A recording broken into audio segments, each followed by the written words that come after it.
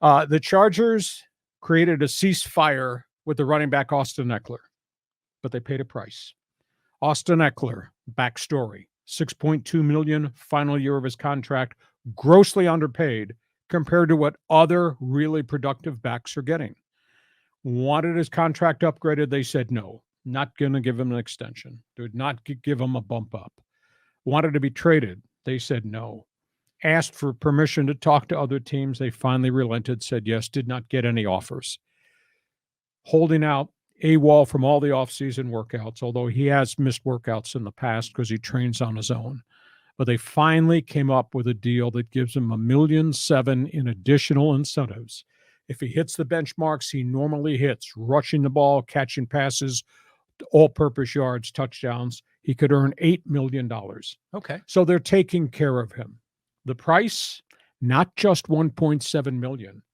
They had to agree they can't franchise tag him at the end of this season. He becomes a walk free agent. Now, maybe he has a great year with Justin Herbert. Maybe they finally arrive, go deep into the playoffs with this explosive offense, and then maybe they come to a conclusion, let's give him another contract extension.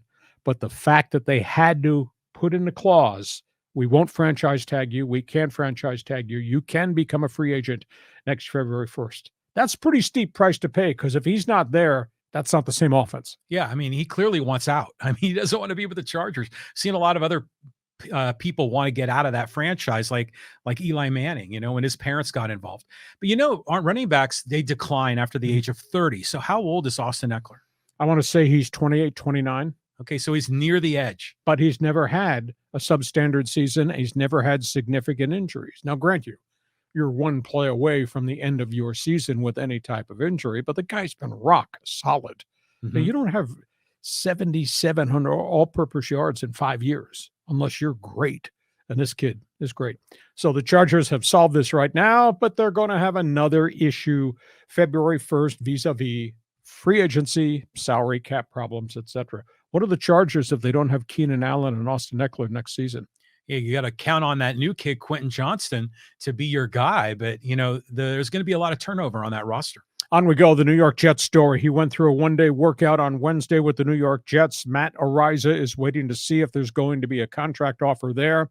Araiza has pushed really hard to separate himself from the sexual incident in San Diego State a couple of Octobers ago.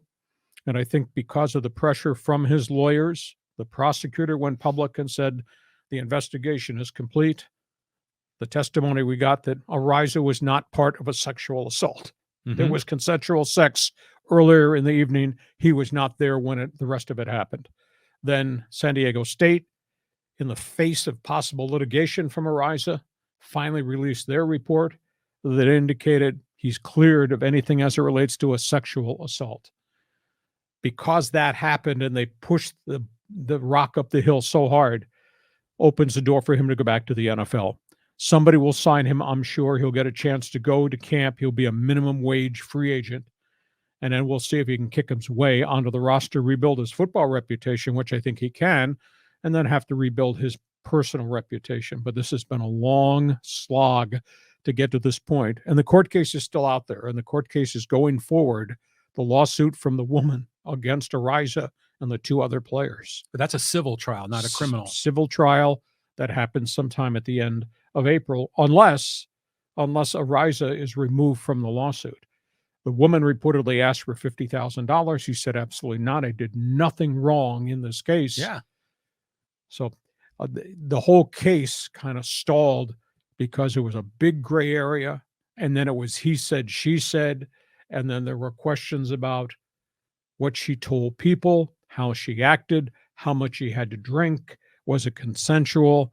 And then they could not prove that Araiza took part in any of the activity, quote, inside that house. So he's learned a lot from this. He'll get the opportunity, I think, to play in the NFL this year. And we'll see what happens with the trial because that's a separate entity thing. And all this is going to be revisited again, I think, starting April 24th. I mean, it's good to see that justice was done.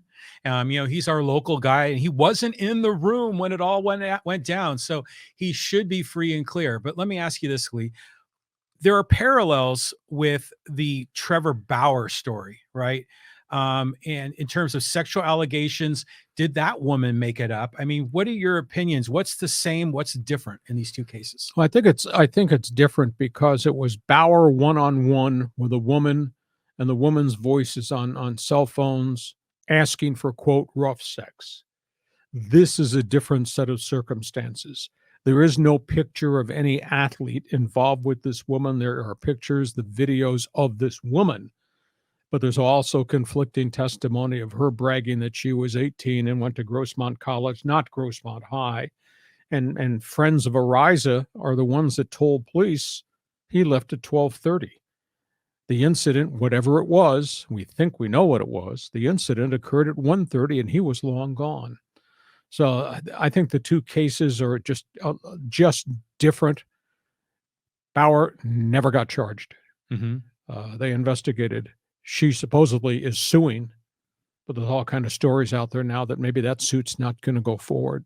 So Bauer's reclaimed his career abroad in Japan. Ariza's trying to get back in onto somebody's NFL roster between now and the opening training camp in July. Oh, good. I want to see the punt god in the NFL, my man. On we go. Let's